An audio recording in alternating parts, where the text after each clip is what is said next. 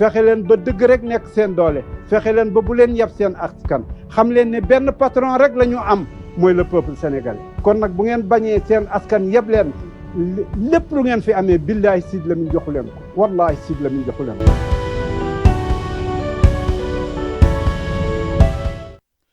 waxtaan jot na fii ci Walfadjri 99.0 ak ci Walfnet comme niñ ko baaxoo def ci dibéer gu jot ñu ànd si ak suñuy invité tey ñu si dalal Ibrahima wala Idrissa Ba monsieur Idrissa Ba maa ngi lay nuyu.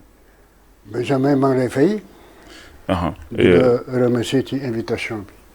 économiste nga expert commerce international analyste géopolitique. tey ñu war a waxtaanee koom-koomu réew mi. sabab bi nag mooy li nga xam ne mooy plan bi nga xam ne premier ministre def na ko jëm ci jubanti nee na koom-koom bi mais est-ce que jubanti la ñuy wax ñoŋal la ñuy wax wala soxali. defe naa nag ñett yëpp mën na àndandoo. parce que ay séquences yu teg dañuy toppalante rek. bon nag mën nañ boole yëpp mais ñu toj ko faram-fàcce ko. bu ci nekk rek am na lu ñu ci mën a wax pour mu leer askan wi xam. lan nga bëgg wax foofu. waaw. alors su dee léegi jubanti li ñuy wax. waaw jubanti mooy lu dëngoon nga jubanti ko ba mu ne coj nekk ci trajectoire boo xam ne bii leer na nañ ko. lu ñu war a jubanti ci koom-koom. lu ñu war a jubanti ci koom-koom bi mooy kooku moom histoire bu gudd la. mais ñu tënk ko. dañ koy tënk ndax bi ñu amee indépendance ba léegi 1960 tax léegi. ba léegi dañuy wax économie mais Sénégal mosul am économie bu tax ñuy wax économie réelle. mosu ko am parce que depuis président Senghor moom nag bu ñu waxante dëgg au moins daan na góorgóorlu. du woon économiste mais moom mission du woon développer Sénégal Senghor. mission moo doon mu créer taxawal état jeune état après indépendance.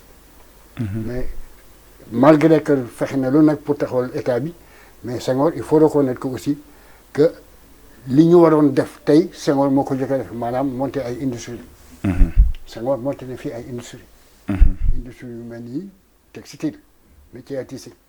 yaa ngi fàttali ko tàng Icotaf. Sotiba. Simpafric. yooyu yëpp lañu doon def. ay tissus lañ doon defar made in Sénégal. di defar ay wëñ made in Sénégal. yemu ci loolu bon tàngu Senghor daañ nañ defar ay la transformation. di changer li ñu géej gi jox ci. ci koom-koom. jën yi. halieutique transformation. halieutique waaw produit halieutique ñu ciy defar ay conserverie. yaa ngi fàttali. thon yi sardines yi. ay sardines yu neex ñun parce que Sénégal yëpp moom la ndekkee. ci bitu ganaar yi. meew yi aussi. meew yi aussi waaw. amoon aussi Sonadis ba boole si encore ak réseau commercial bu am solo comme Sonadis. Sonadis nga xam ne prix yi dañ koy contrôler. du am spéculation. kooku nag c'est à l'actif de Senghor. mais depuis que Senghor dem ba léegi wax fa dëgg ak président yi fi juutu yëpp yi fi topp yëpp Abdou Diouf ci moom la ajustement structurel la tàmbalee. Banque mondiale Fonds monétaire ci moom la tàmbalee. pendant 20 ans Sénégal. amoon na fi plan Sakho-Loum de. non kooku ay coolo rek. c'était pas jamono jooju aussi ci la dévaluation mais teewul aussi mais teewul am na ay infrastructure wala en tout cas. au moins aussi jubbanti ni modernisation état. waaw ci Abdou Diouf la aussi. waaw wutal ko sax ministère. justement xam nga yooyu yëpp bon maanaam Sénégal ñi ko daan gouverner dëggantaan. c'était pas Abdou Diouf. c'était la France. c'était l'Union européenne. Banque mondiale ñoo daan gouverner Sénégal. mais pour apaiser climat social bi. pour que ma bañ a am ay soulèvement il fallait que donc ñu indi lu mel ni plan Sakho-Loum. pour maîtriser les inflations les perturbations monétaires économiques salaires yi. yooyu yëpp ñu fexe di ko fay à temps pour que Sénégal nekk dans la. mais tey plan Sakho-Loum suñ ko bëggoon gën a faram-fàccee pour ñi nga xam ne dégg rek lañ ci am. ñu leeral ko. bon mais plan Sakho-Loum bon comme par exemple ajustement structurel ci Abdou Diouf la commencé. mesure yi ñu ko jëkk ko imposé am na année boo xam ne bii dañ ne Abdou Diouf na wàññi salaire yi. yaa ngi koy fàttaliku. ak départ volontaire. ak départ volontaire dans certains corps de métier. bon bi ñu ko essayé ça n'a pas marché. ça allait créer des soulèvements. waaw ñi defoon départ volonté yëpp sax dañ ko rëccu. parce dañ ko rëccu. que la ñu taxawloon.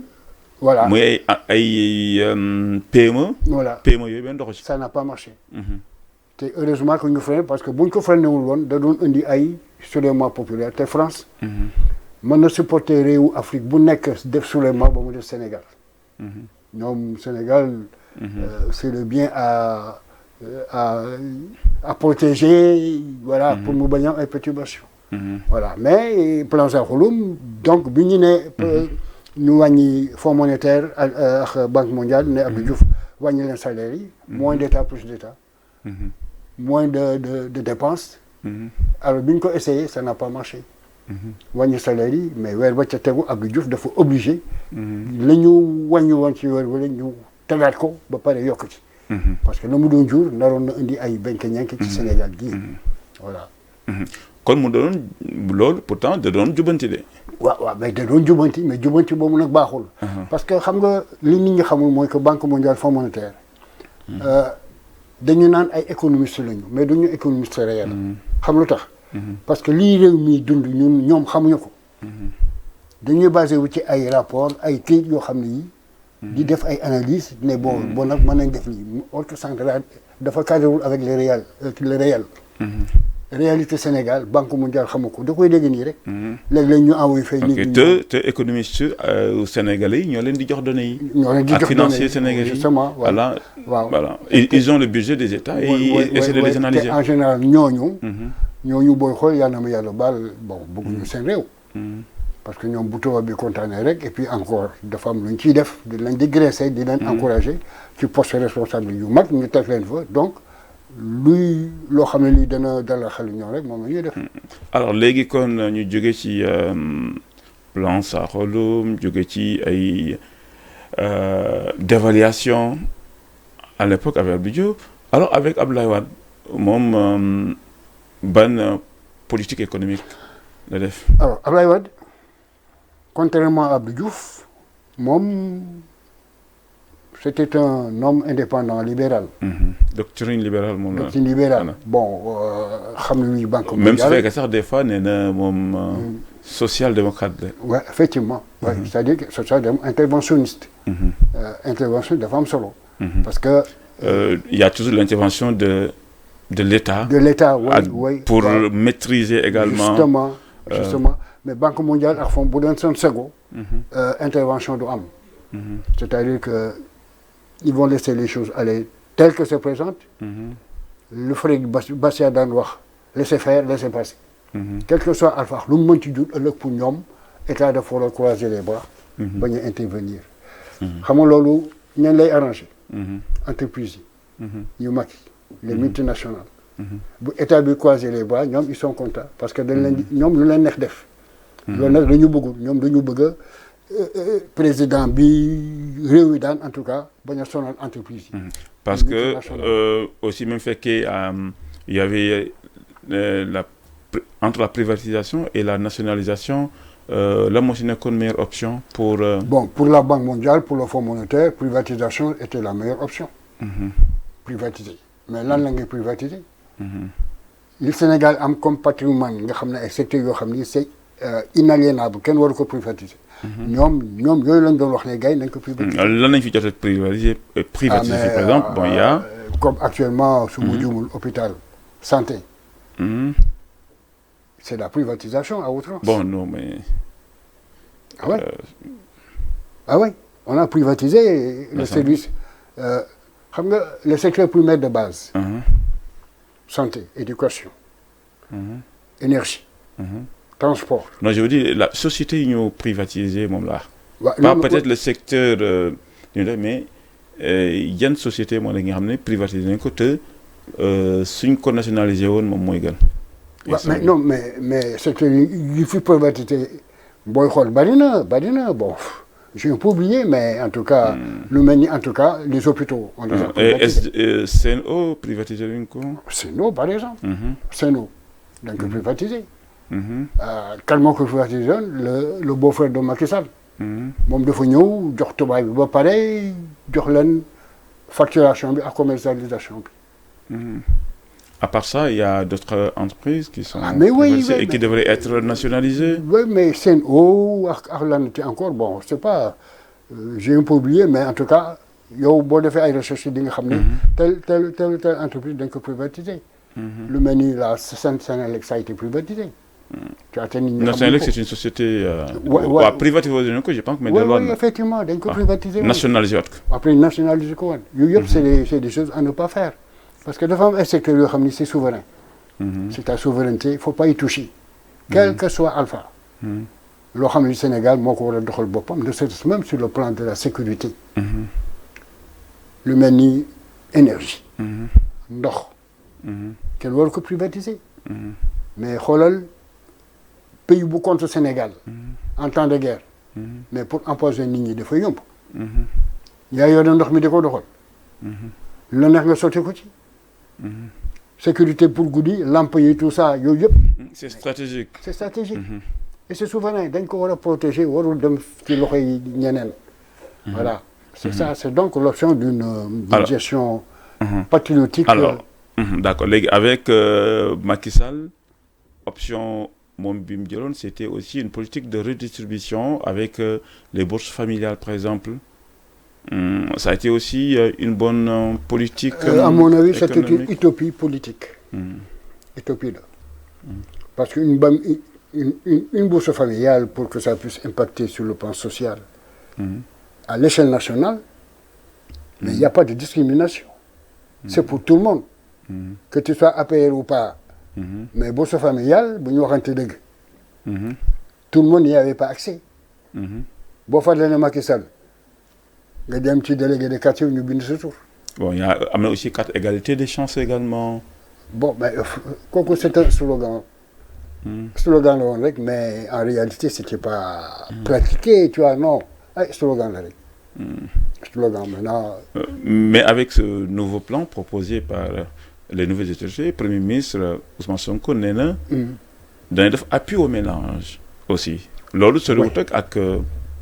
oui ak aussi tamit bourse familiale pour jàppale parce que aussi parce que aussi tamit jubbanti bokk na jubbanti koom-koom bokk na ci aussi développer aussi benn économie solidaire également. benn solidarité pour que ménages yi aussi tamit gis ci seen bopp. waaw xam nga boobu man j'aurais aimé que Sonko ak Diomaye interpréter ko autrement. xam lu tax. parce que nos réalités actuellement. boo defee une analyse macroéconomique sociale. Est-ce que les salaires, traitements, budgets familiaux, pensions de retraite, est-ce que c'est en adéquation avec les prix à la consommation? Il faut se poser cette question. li nit ñi fayee ko. est-ce que mën na supporter facture ndox yi ñuy jox wala facture ko. boo ko xoolee tu verras qu'il y a un problème. Il y a une inadéquation. donc foofu bu ñuy def effort. pour dimbali nit ñi sur le plan social foofu la ñuy taxawee ñu ne bon léegi retraité ñaata la. xool retraité bi gën a ndaw pension. weeru jot lan lañ koy teg ci charge. facture courant facture ndox saaku ceeb. litre diwlin voilà. foofu la ñuy defee intervention boo xam ne bi dafay wàññi maanaam charge yu nit ki. teggi coonoom ak jaaxlem. ci sama gëm-gëm man foofu la ñu war a dem. bu ñu dem foofu rek il passe à côté. waay. ok alors jubanti bokk na ci jubanti koom-koom bi ci suñu jàngatee li nga xam ne premier ministre bi wax na ko ci plan de redressement économique et social bi mooy aussi ay réformes ci lu jëm ci au niveau macroéconomique léegi ci sur économie bi ci suuf lañ doon wax. mais nee na aussi il faut que au niveau macroéconomique lan lañ ci war a jubanti. waaw xam nga boo xoolee depuis que nous sommes indépendants Sénégal mosul moom boppam ci décision politique économique. dañ ko daan décider li ko xalaatal. muy def léeg-léeg ñu ne ko defal lii mu def ko. mais loolu méngoowul ak souveraineté réelle méngoowul ak indépendance réelle.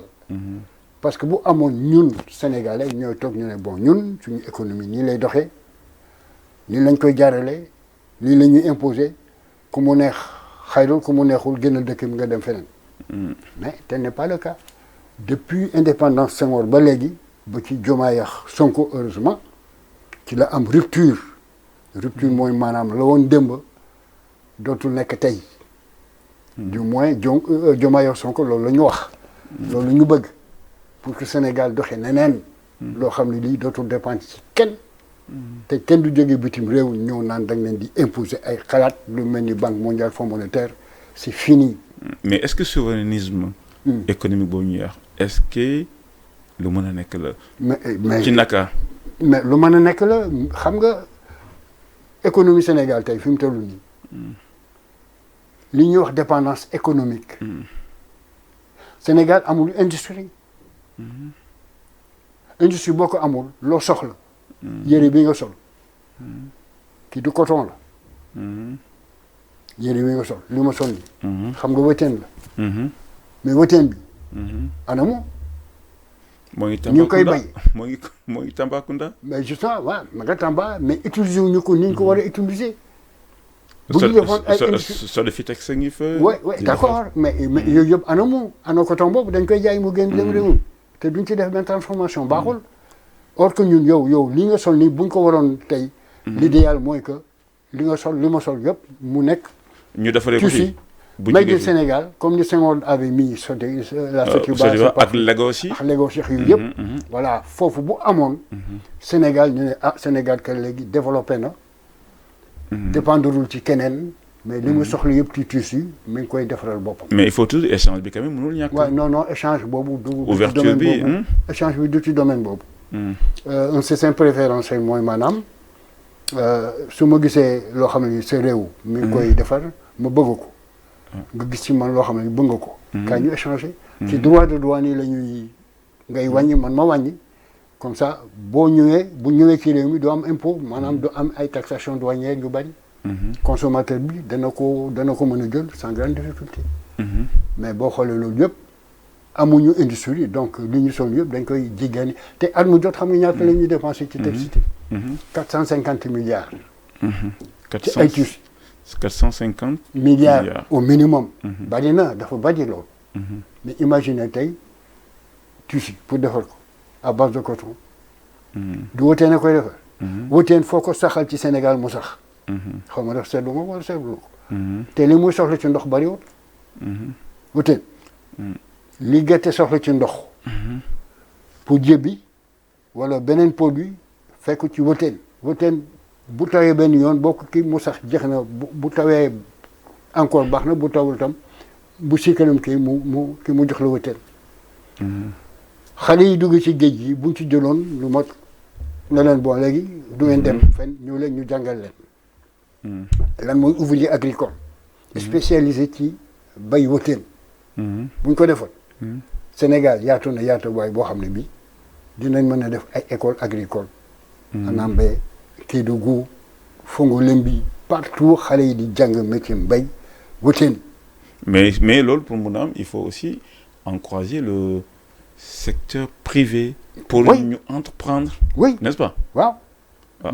mais secteur privé kooku dinañ ci dellu si. voilà nag ma laaj qu'est-ce que c'est que dañ ci ñëw waaw mais secteur privé léegi. foofu laa bëgg c'est-à-dire mooy. su fekkee ne par exemple tamit aussi fiscalisation également dafa métti ci entreprise yi ko waroon mën a ñëw def nga xam ne c'est des investisseurs sénégalais. je parle bien des investisseurs sénégalais yu war a mën a def par exemple usine su fekkee ne industrie bi état dafa ko war nañu mën a permettre à des investisseurs sénégalais ñu def ko mais il faut que aussi je pense que am na ay zones industrielles yu ñu ubbi yu bëri mais oyofal bi dana ci baax. justement xam nga tout est question de volonté politique de la part de ñiy gouverner. Deuxièmement est-ce que bëgg nañu seen réew. dégg lu baax li ma wax de. tout dépend ci ñi ñuy jiite. est-ce que am nañu volonté. pas-pas. bu dëggu. est-ce que bëgg nañu seen réew pour développer. bu amee le problème il est facile à régler xam lu tax. ñoom ñuy boo jàngee am na théorie bu ñuy wax take off. Walter Rossoff américain moo ko bind. te lu am solo la. nee na liy développé état day accompagner rek. day dimbali ne jaar leen nii jaar leen mu dimbali ñu mu war a dimbali. mais ça c'est le système libéral. voilà non mais libéral. libéral mais avec voilà avec. intervention accompagnement lay nekk. accompagnement lay doon mais tout le temps il y a l'intervention il y a le sujet. bu boobaa nag ñu ne bon ana privés nationaux yi. où sont les privés nationaux. parce que ñooñu lay waxal. donc état les privés nationaux et les institutions de financement. de développement industriel. financement industriel la ñuy wax de. waxuñu commercial. industriel. banque yiy financé industrie ana ñëw est-ce que am na Sénégal. est-ce que am na fi dafa waroon am lu mel ni BNDE bu defoon rôle am.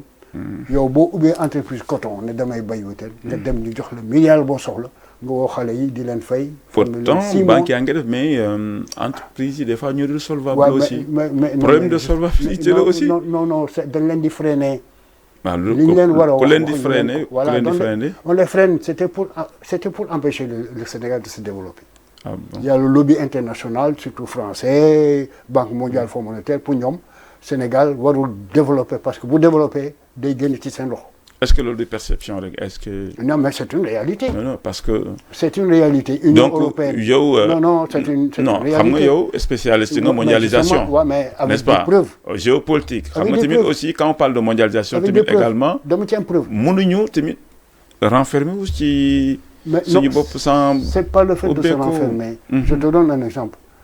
l'Union européenne. pas du temps de Sonko et de Diomaye. li muy wax ni c'est révolu mais du temps de Macky Sall. dama ne Union européenne da nga bëggoon ñu lebal la xaalis pour nga bay.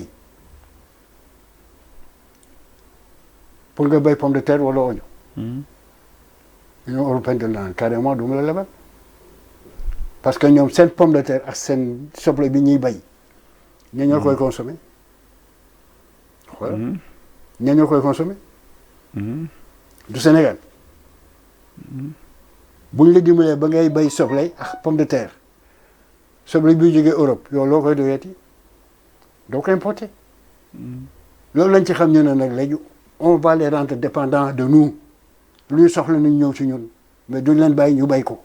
lii ma la wax nii tu peux le vérifier demal ministère de l'Agriculture nga xool nga laaj Union européenne. yan paysan la fi jox un financement pour bay soble wala pomme de terre. y en a pas. amul alors l'excès de fiscalisation je suis d'accord avec toi parce que xam nga tout est question de ñiy jiite lan mooy seen état d'esprit. xam nga lu mel ni COSEC par exemple. COSEC.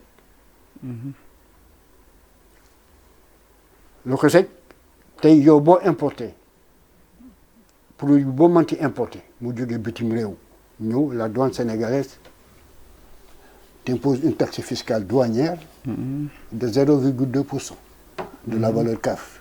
0,2%. Mais qui est le COSEC? Conseil sénégalais des chargeurs. Le Conseil des chargeurs sénégalais.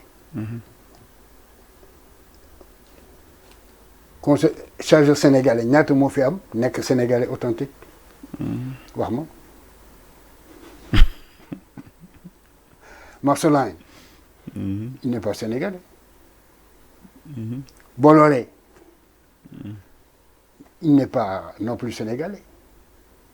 Smith & Kraft, Somikowa, la famille Agne.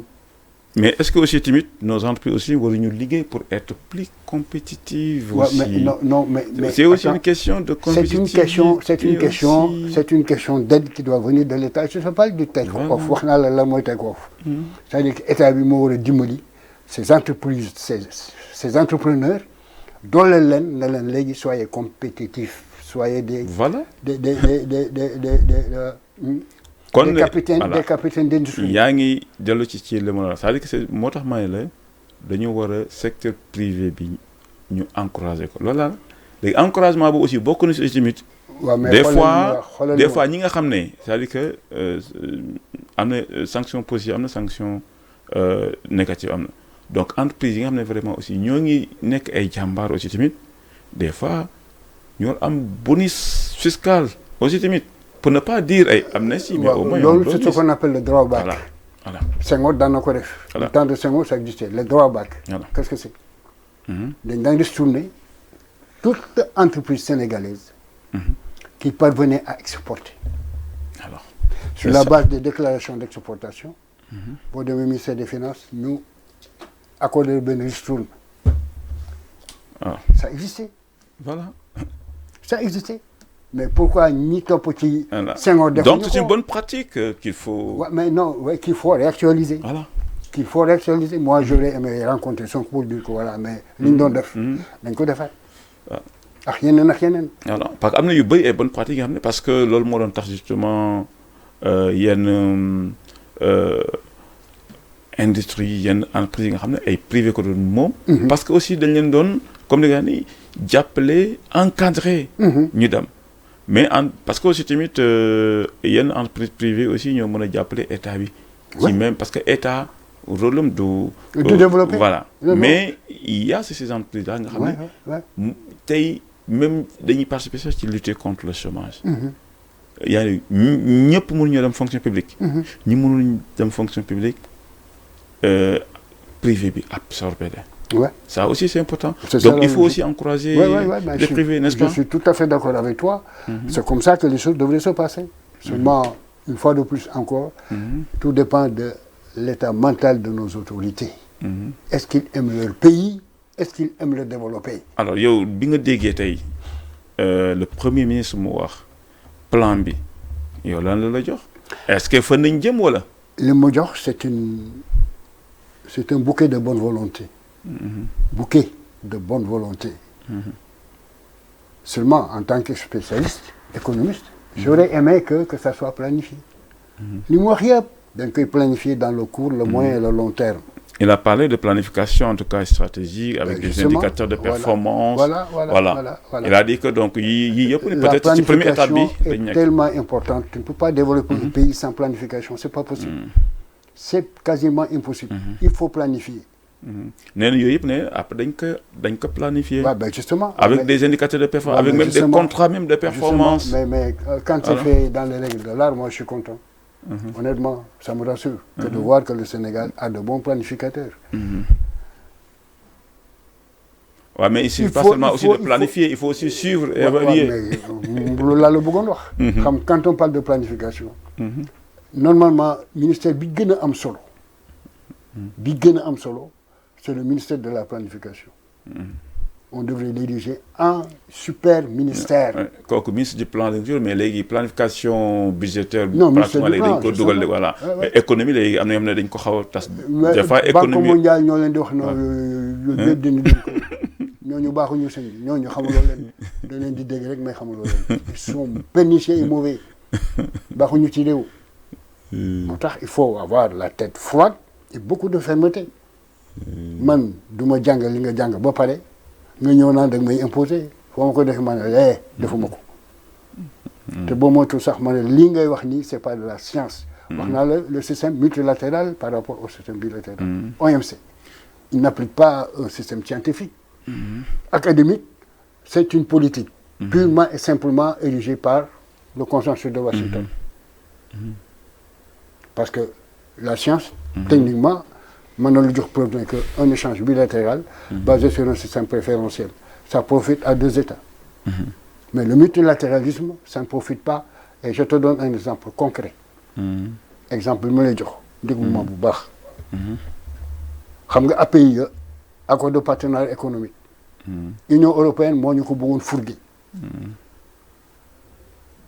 Je me rappelle Louis Michel, Pascal Lamy, machin truc, ñooñu ñoo doon théoriser sur les APE. Or que la réalité des APE, Sénégal, un tout petit pays sous-développé, tu vas faire un commerce avec l'Union européenne. Ok. Union européenne, ñaata état la 28. Moins l'Angleterre, mu des 27 états. Tous les pays européens sont industrialisés. Ñu ne boo signé accord bi ñu ne lu ñu defar ci production industrielle da nga koy jënd. parce que yaa signé accord bi. waaw mais imaginez yow lu européens yi industrie kii nga Sénégal fan la jëm. fan la jëm. xanaa ñu restructurer parce que mooy ñoŋal bi Voilà. aussi premier ministre wax donc kon dañuy ñoŋal parce que ne mbir mi conjoncture la mais il faut aussi ñu structurer dans ci long terme parce que vision 2050 la mais il faudrait mais lan nañuy restructurer tey fi mu toll nii tey suñu waree restructurer li ñu war a ñoŋal li nga xam ne nekk na fi ñu war koo gën a dabal mu gën a baax. Ouais. Comme lan. Bon, restructurer par exemple il faut revoir xam nga wax naa la fii man la léegi restructurer mooy les bonnes pratiques et les bonnes formules ñu restructurer ko et les mettre en application xam nga laaj nga ma affaire yi subvention maanaam ça on appelle le drawback du temps de Senghor ça existait une politique d'incitation aux entreprises sénégalaises non seulement de produire made in Sénégal mais d'exporter waaw loolu mooy ñëwal am déet ci sama entraînement man waaw ñëwal waaw lu mel ne pourquoi duñ ko delloo si waaw kon loolu waaw ak lan waaw loolu lu baax la loolu lu baax la ak lan par exemple bon lu ñeel la mais ci géej jën yi par exemple Sénégal tey sardine boo fa lekk da nga ko importer bu jógewul Espagne jóge Maroc wala jóge xaw ma fan sardine yi ñu daan defar fii mais pourquoi duñ ko yeesalaat pourquoi pas maîtriser aussi les dépenses mais évidemment ça je crois que ça va. C'est une autre problématique aussi. Mais non, les dépenses, c'est quoi une dépense? Il y a une dépense prioritaire, il y a une dépense incontournable, absolue, nécessairement absolue. Et il y a des dépenses, à mon avis, c'est superflu. Superflu, on peut s'en passer. Voilà, donc, l'autre mot attester la référence en termes de dépenses et comment comprendre ces dépenses-là. Et donner une priorité justement à tout ce qui est nécessaire, tout ce qui est en somme prioritaire, tu lui accordes une importance. Voilà. Restructurer wala ñoŋal bokk na ci aussi ci fexe ba lépp luy intervention te état di ko def mu am aussi cohérence maanaam ñu bokk ay jëm-jëm au lieu que ñi intervenir jëm gauche ñi jëm intervenir jëm droite léegi ñëpp mu am benn convergence pour mu am efficacité ak efficience aussi ci yenn politique publique yi waaw waaw mais loolu dama ci d'accord parce que intervention bi ñuy wax dafa am solo parce que boo jëlee exemple bu ñu ne mburu mi yokku na kilo mburu yokku na mais mburu Sénégal tu fais abstraction de toutes les bases ethniques mais ñoom ñëpp dañuy jëfandikoo mburu séeréer yi ñoo gën a bëgg a soos mais soos boobu mburu moo koy lekk mburu la koy accompagner tukulóor yi pareil donc lu mel ni mburu buñ ne baguette bi yokku cela veut dire que inflation bi dugg na ci prix baguette bi inflation mooy lan bon man ma ko wax ci wolof mais njëglu c'est mesuré en pourcentage de 0 à 100 alors donc plus inflation bi gën a yëg plus consommateurs yi gën a sonn parce que seen pouvoir d'achat dootul supporter augmentation boobu état bi nag bu intervenir naka lay intervenir dañ ne bon l'état va intervenir dans l'augmentation des prix à la consommation la lay intervenir am na benn solution ba ñaar la première solution c'est de ndagam kii bi léegi farine ñaata lay fay droit de douane ñu ne ko 1000 francs mu ne bon léegi wàññi leen ko 500 francs xam nga bu état defee loolu def na intervention lutter contre l'inflation donc baguette bi dafa war a infléchir ci prix bi normalement waratul yokku ou deuxièmement mu ne bon léegi damay obligé par exemple les boulangers ñiy defar mburu bu ñu wàññee mburu bi bu at mi dee ma accordé leen subvention mooy comme li ñuy wax léegi rek. genre subvention. wala bonus daal. bonus c'est pour encourager l'opérateur économique à maintenir tu vois son rythme sans augmenter les prix. Voilà mode d'intervention yu bari na. tu vois c'est une gymnastique nga xam ne bon mën nga ci def ay choix yu bari. voilà je pense loolu daal baax na ci di aussi di encourager bu baax. waaw mais absolument def ci baax. te réew li koy doxal mooy nit ñi citoyens yi les capitaines d'industrie ñoom nga war a dimbali ba nga xam ne léegi dañu am préférence nationale nga xam ne comme chinois yi. chinois yi fi nekk nii mënoo fexe dugal ci boppu chinois ne ko. bàyyi sa réew. ñu embauché nga ñu liggéey pour ñoom. duñ ko def parce que ils sont Mao dafa liggéey ci ñoom lu ba daf leen yar. le nationalisme patriotisme yëpp la boole. nationalisme le patriotisme ak lan ci encore. bëgg sa réew admiré ko voilà. processus triptyque bi redresser restructurer beneen bi di relancer c'est-à-dire mooy jubanti ñoŋal soqali donc c'est-à-dire que su ñu dàbbalee restructurer ba lépp taxaw.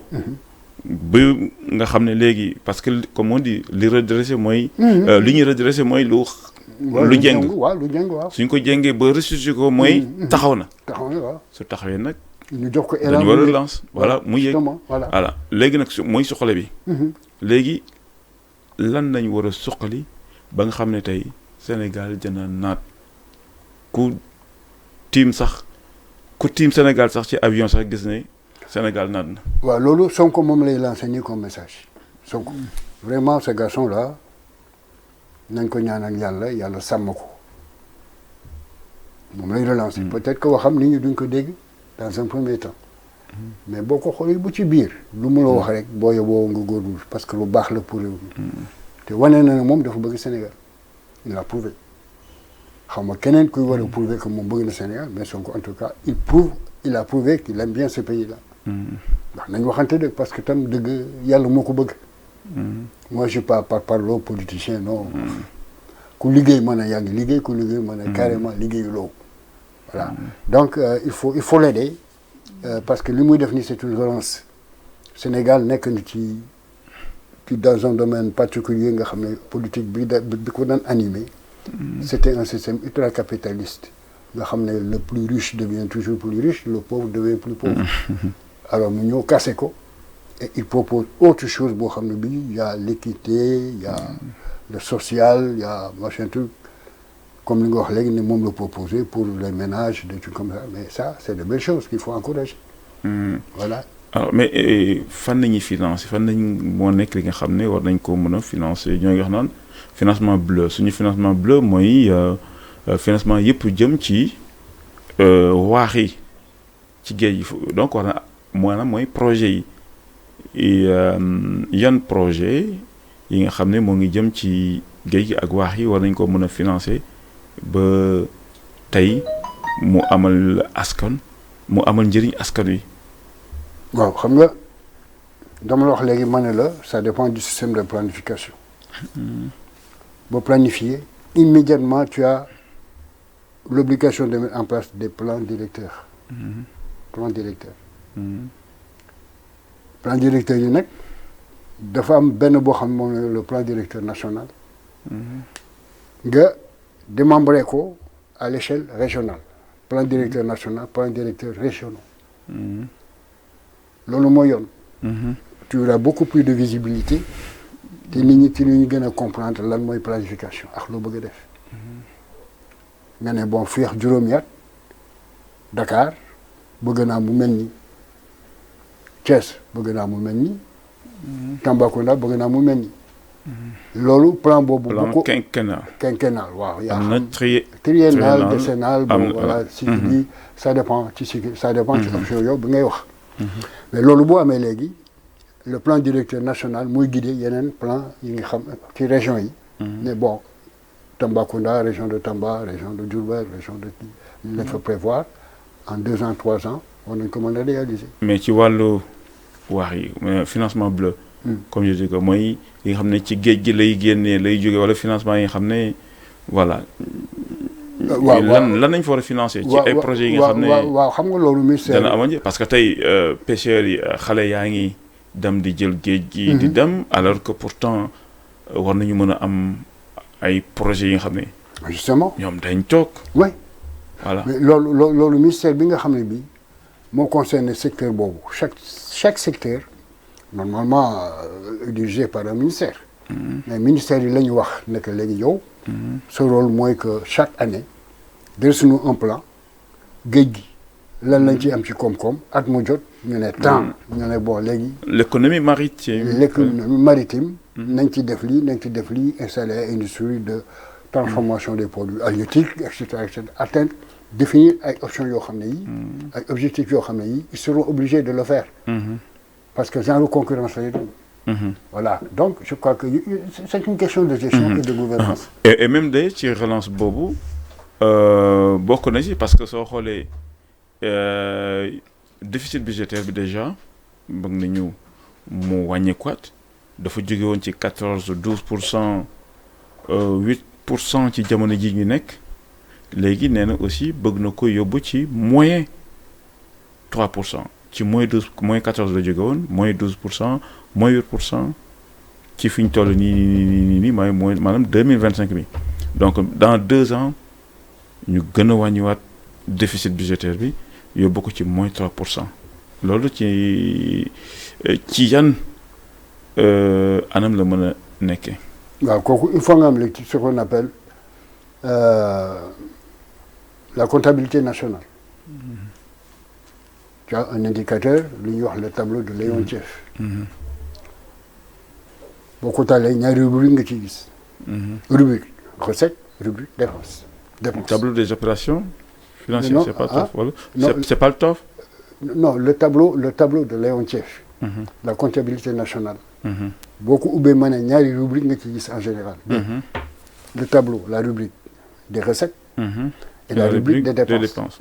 Voilà yow boo gisee nag ñaari rubrique yooyu. yaa xool nga ne bon dépense j'ai tant de recettes qui peuvent couvrir tant de dépenses.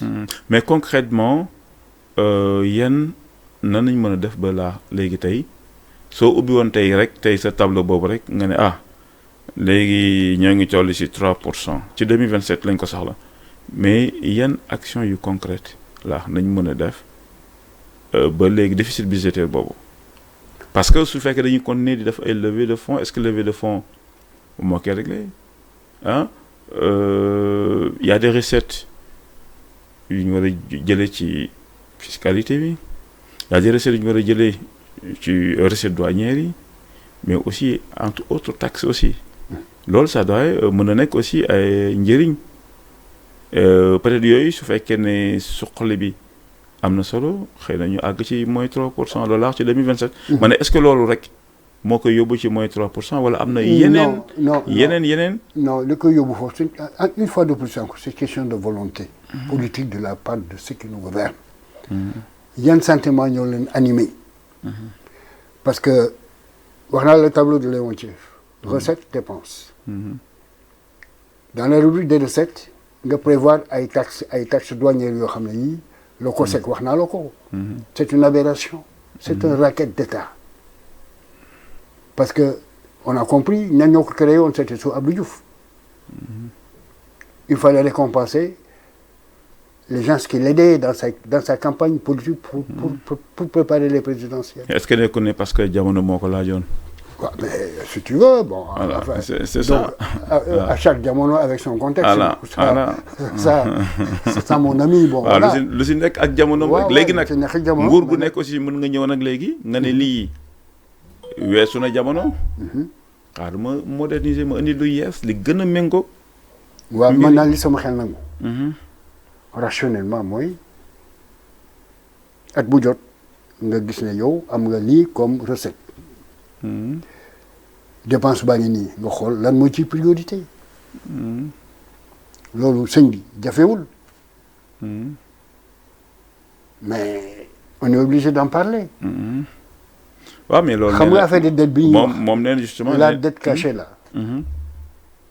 ça nous ramène à la comptabilité nationale.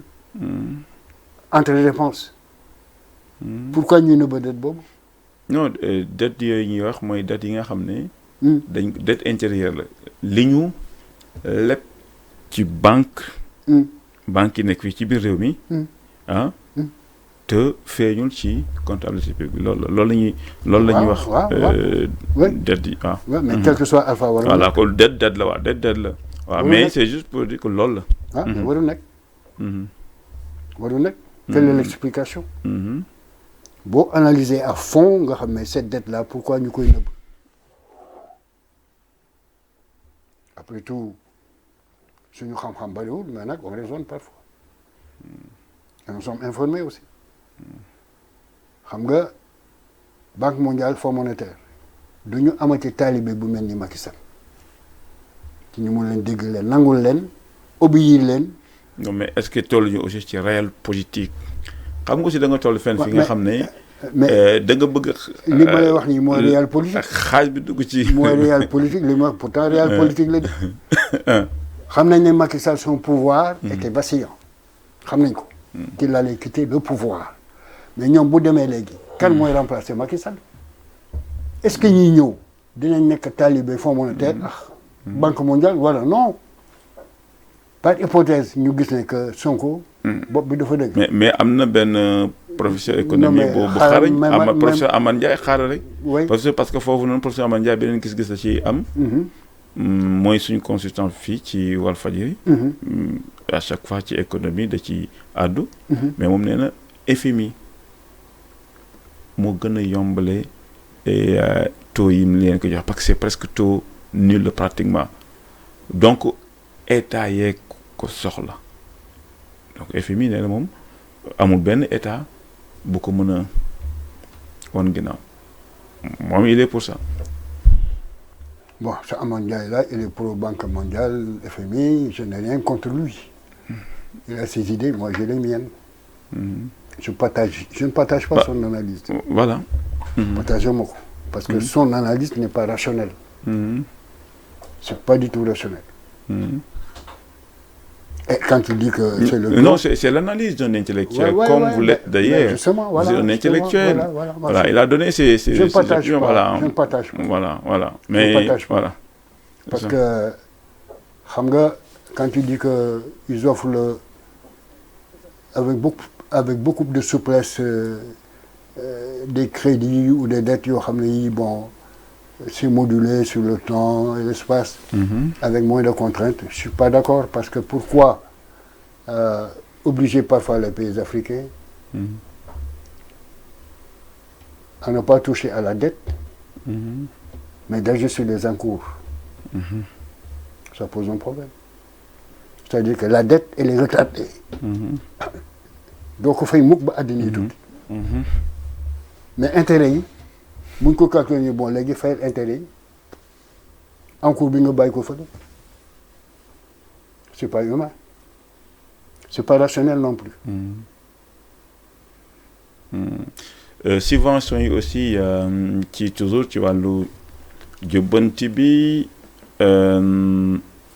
pour mën a suqali dañ koy xoolaat subvention yi dañ ko doon def mais subvention yi suñ ko mosoon def dañ ñaan ñi seen poste ak borom daraja yi ñoo ci ëpp li ci doon njëriñu subvention yooyu tamit est-ce que suñ ko bàyyee est-ce que aussi tamit ñëpp duñ ci xaw a loru kon. à dire vrai am na suspension yoo xam ni subvention yoo xam ne kenn mënu ko bàyyi. parce que dafa bokk ci agrégat yi nga xam ni ñoom ñooy accompagner réew mi. nit ñi bañ a sonn bu ñu waxante dëgg boo jëlee Sénégal toute la population ñiy liggéey ñi am ay doom ñuy du war a déggu école. est-ce que li ñuy fayee ko mën na leen chaque mois en tout. ñu dem école ñu leen jënd leen règle jënd leen cahier jënd leen protège cahier fii jënd leen gomme équerre crayon machin tout bon toute une série d'instruments scolaires. Est-ce que le père de famille il a les moyens d'acheter cela? Si l'État dit que bon man je vais subventionner les fournitures scolaires. xam nga loolu yàqul yàqul. te dafa dimbali nit ñi. voilà ce qu'on attend d'un État. parce que bu ñu teree ne non on ne doit pas subventionner mais ki nga xam ne kii papaam amul doole mais ce garçon on risque de le discriminer. on risque de lui amener des problèmes scolaires. boo moytuwul njàngam du yegg parce que parents yi amuñu xaalis. pour dimbali ko. alors donc lu mel noonu subvention yooyu ñun on est. à ce que l'État ñun bi ñu nekkee xale di jàng école. fourniture yu bari bon vraiment tu vois. waaw même ñun sax kay tombé. voilà ñoo gën a nekk ndaw waaye. voilà justement voilà. waaye ay yëpp la ñu la jox. kay protège bi tout voilà. ba pare jox la bourse boo demee lycée. ñu jox la bourse tu vois c'était bien. wala aide. wala aide voilà. ça au moins c'était bien mais avec le système ultralibéral qu'après ñu ne ñu yëpp dañ koy bàyyi. plus de subventions plus d'interventions mais voyez-vous on est plus dans un contexte humain. C'est pourquoi nous sommes foncièrement contre les institutions Bretton Woods. Parce qu'ils sont inhumains. Or que l'économie, c'est pour l'homme. L'homme est au début et à l'achèvement de toute forme d'économie. S'il n'inclut pas l'homme, c'est pas une bonne économie humaine. Alors kon léegi su ñu tënkee ci li nga xam ne suivre nañ ko ci plan de redressement bi war a jëm ba 2050 tey soo ko doon tënk pour waaj a jeexal émission bi donc di fàttali ne ñoo ngi ak ki nga xam ne moom mooy Idrissa Ba économiste la ñu siy waxtaan lan moo nekk li nga xam ne tey mën nañ ko ci résumer synthétiser ko pour dire que voilà li nga xam ne mooy nouvelle autorité yi lii lañ bëgg ci koom-koomu réew mi fii ak ñu àgg 2050 ñu tënk ko balaa ñu yëkkati jotaay bi. waaw man dama ciy tënk ay ñaan laa koy tënki parce que lu am solo la xam nga dañuy fàtte ne que àddina yàlla subhanahu wa taala luy am rek moom la te mu digteel ay nitam ñi mu desi ñu nekk ay kilifa ñu war a am yërmande ci askan bi di leen taxaw di leen dimbali seen kemtalaayu kantan te loolu bu amul sëñ bi réew imaginer naka la fa nit ñi dëkkee c'est quasiment impossible parce que ça devient une jungle ça devient sauvage te loolu nag baaxul bu émission bi guddoon ma jox la exemple yu bari mën na ba benn minute nañu wóolu suñ borom yàlla nañ ko wóolu ñun nañu wóolu suñ borom parce que Sénégal ñu bari xamuñu ne que ndaw na waaye du réew mu ndaw de fii am lu fi yàlla nam fii te du caaxaan li yàlla wàcc allahu akbar son saint Coran et le prophète Mohammed rasulullah sallallahu alayhi wa sallam ñu xam ne que loolu moo ñuy dimbali ñun mais du banque mondiale du fonds monétaire li koy joxe comme exemple taw bii taw kan moo koy wàcc banque mondiale moo koy wàcc mbaa fonds monétaire ñooy wàcc taw bi non taw bi ci yàlla yu jóge kooku moo jar a wóolu moo jar a ragal dénk ko sëñ bi yëpp comme le fait comme man am naa yàqin ne que yàlla du defantu soo ko wax jomay bi nañ leen ñaan rek yàlla sàmm la incha allah kon daal jubante dana am ci wàllu koom-koom bi ñoŋal dana am waaye suqali dana am lépp dana am loolu ci njorte rek mën na am incha allah ci kantun yàlla et dans le bon sens il faut être optimiste nañ wóolu suñ borom rek te góorgóorlu ñu ñëpp waaw incha allah jërëjëf Idrissa Ba kontaan naa ci émission bi di fàttali ne économiste nga sa xam-xam màcc ci wàllu analyse dañuy jàng rek dañuy jàng rek non yow borom xam-xam nga macha allah wax nga fi lu am solo te yaakaar naa ne comme ni nga ko waxee waxtaan la te waxtaan bi nga xam ne dañu bëgg toujours muy doon njëriñ ci ñi ñuy déglu voilà yaakaar naa ne ñi ñuy déglu jëlee leen si njëriñ bu baax a baax alhamdulilah waaw ñu lay jaajëfal jërëjëf merci beaucoup Merci, Idrissa Ba expert commerce international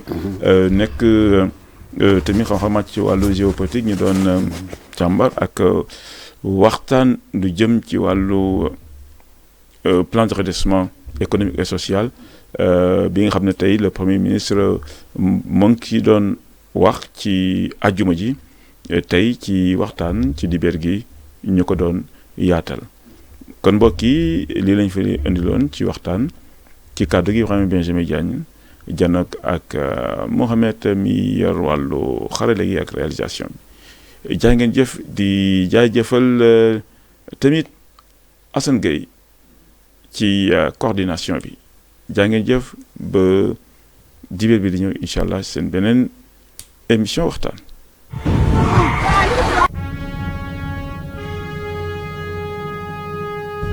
seen patron tuddul Sidy Lamine Niass tuddul keneen c'est le peuple sénégalais, c'est lui qui vous fait mooy ki leen di jëmale kanam.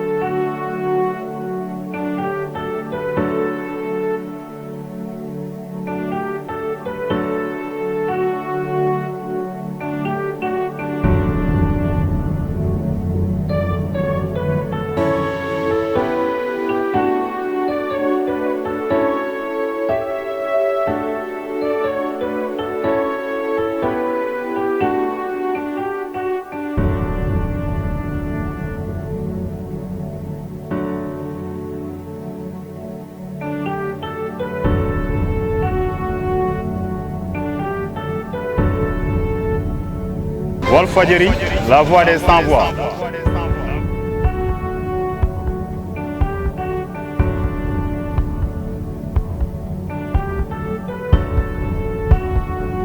fexe leen ba dëgg rek nekk seen doole.